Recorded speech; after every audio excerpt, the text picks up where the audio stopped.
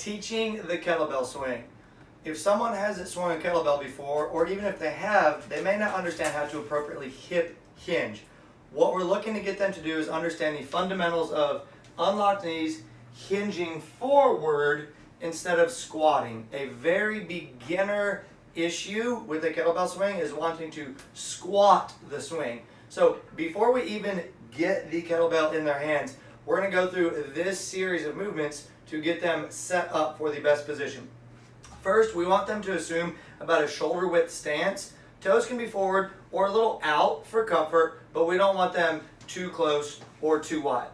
Now, I like to refer to the next one as the resting hands on knees position. Some people naturally go into this position well, but others just can't really figure it out. So what we want to do is extend our arms straight at the elbow, and then with our palm of our hand, we want to rest that on our kneecaps while pushing our hips back. So I'm going to push my hips back, rest my hands on my kneecaps.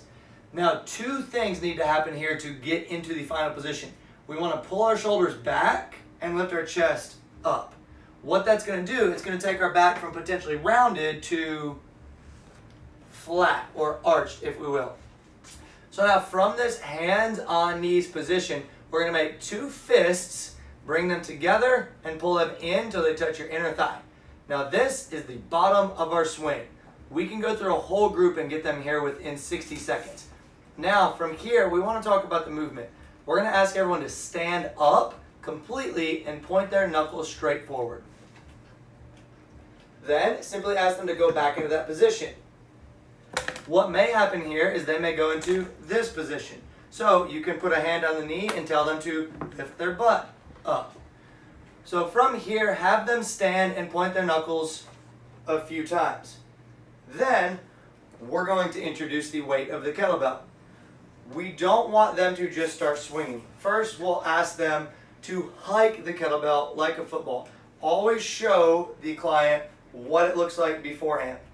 So you'll ask them to step straight over their kettlebell and then take one step back to where they can still reach it.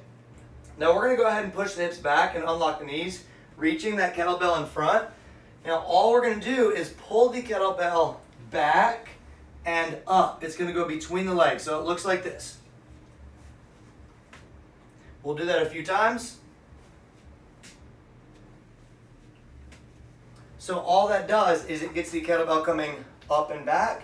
Now from here, ask them to keep a hold of the kettlebell and stand fast with their hips, and that kettlebell should float upwards. You can just ask them to do one. Once it swings down, back to the floor. So one rep looks like this. And there you have it. They've done their first Russian kettlebell swing. From there, ask them to do a set of 5 to 10 without placing it on the ground.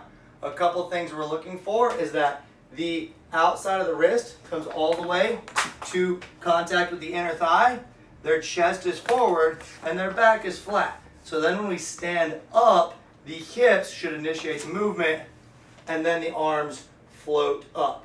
Kettlebell points straight ahead. Other issues you might have are timing, where sometimes people come here, arms out, and then forward. Tell them to just keep their arms loose, let it swing back, and drive with their legs to get that thing swinging. So once they've got that, you can then ask them to grab a little bit heavier of a kettlebell, maybe try another 5, and then if that still is completely doable, maybe have them go up one more level and try 5 more. That should get them comfortable doing the Russian kettlebell swing.